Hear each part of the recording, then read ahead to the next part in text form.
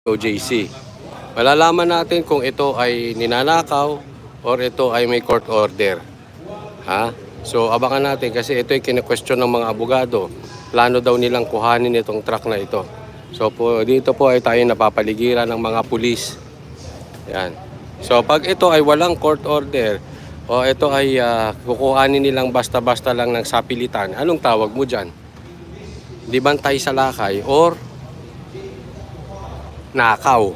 Di ba? Ganun din naman eh. Pagka may gamit na walang pagpapaalam sa may-ari at ayaw ibigay ng may-ari unless merong itong kautusan ng korte, anong tawag doon?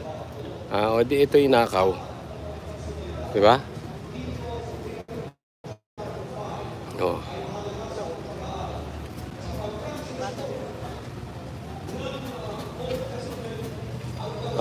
Tingnan natin ngayon kung anong gagawin nila dito. Kung ito yung nanakawin.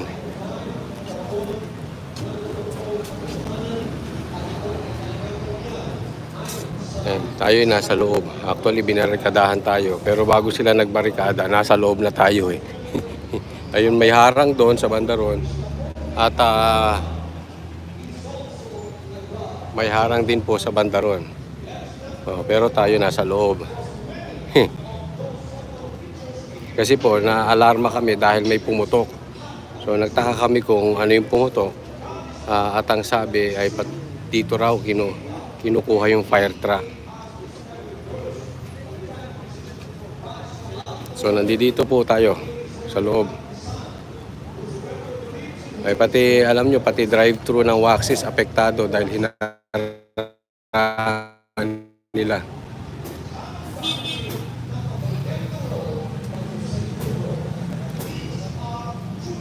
Ayan, subukan natin ikutin. Laharin po natin doon.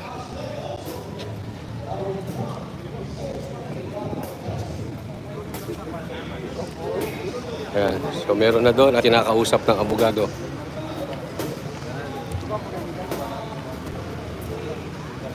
Andun po mga taga-SMNI.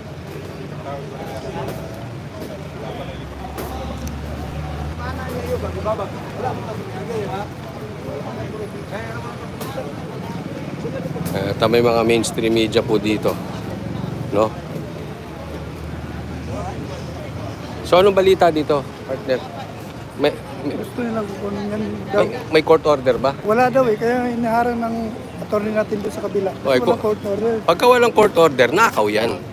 Hindi nila, pag ang isang private property ay kukunin nang walang pahintulot ng korte at hindi naman pinapayagang kunin ng may-ari, anong tawag nyo ron? Sige nga, pakidefine mo. Ano po ang tawag doon? Di ba?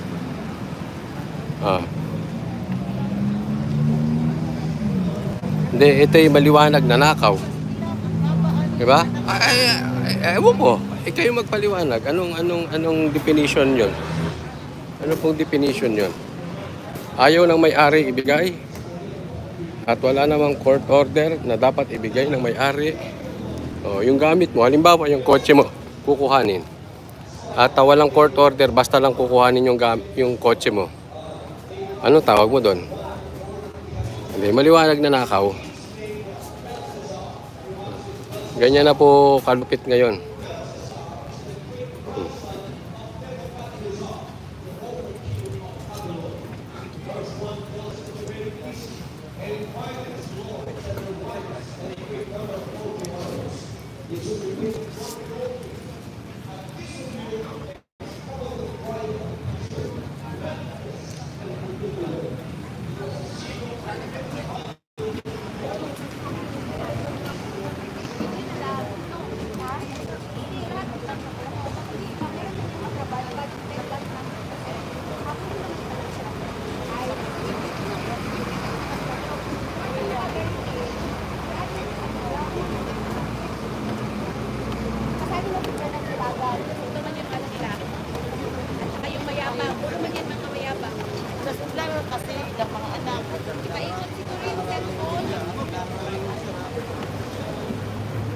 So, pakita muna, daanin natin sa daanin natin sa legal. Kung may mapapakita sila na ito ay may utos ng korte, may may utos ng korte na dapat kuhanin, edi kuhanin nila, di ba? Korte yun eh, tayo susunod sa korte. Pero kung ito'y walang utos ng korte, aba, hindi po pwede yun. Di ba? Hindi po pwede yun. Sir, patabi lang ha.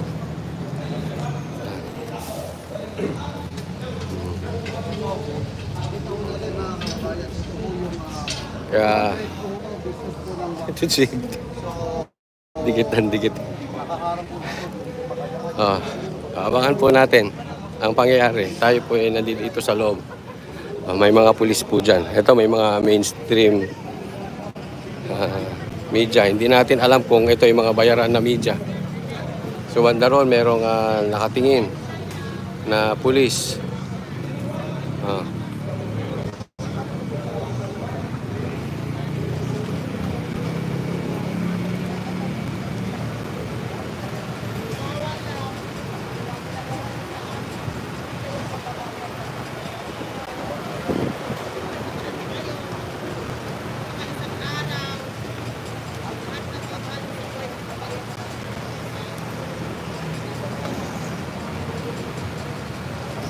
Grabe lahat eh. Basta may court order, di ba? Tayo susunod sa court order. Pero kailangan din nilang ipakita na dapat sila ay sumusunod din sa court order. Eh, di ba?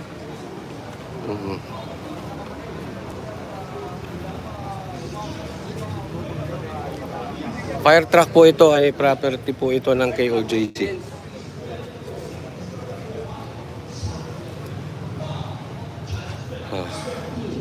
Magkakaalaman naman po tayo kung ano eh.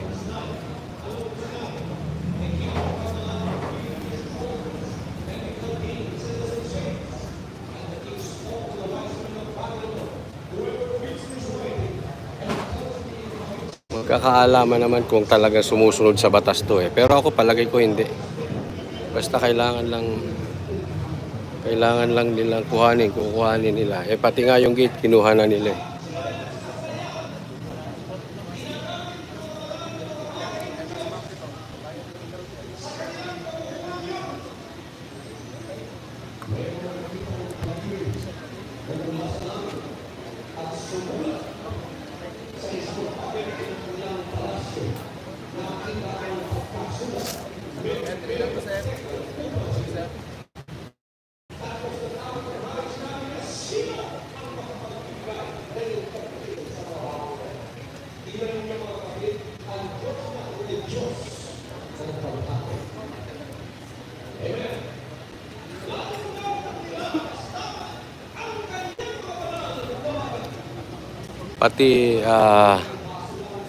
Pati negosyo ng waxis na abala na.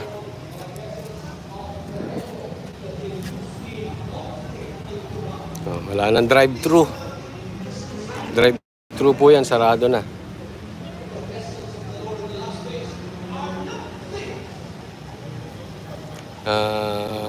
Sabi dito, may pag-asa pa ba ang taong bayang Coach Oli? Ay, basta tayo may buhay, may pag-asa. In the proper time po, sasaklolo naman po ang Diyos. Antayin lang natin di ba? Posibleng turuan ng leksyon tong mga ito. In His time, all things will be beautiful. In His time. Antay lang tayo. For the meantime, while waiting, ibabalita natin ang pang-aabuso nila.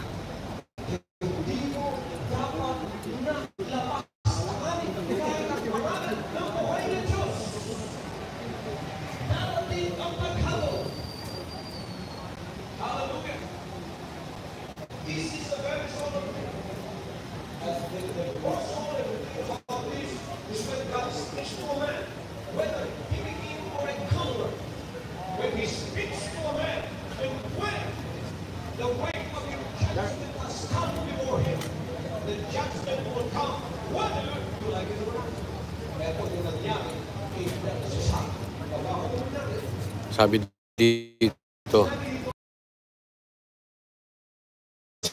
Just kulang.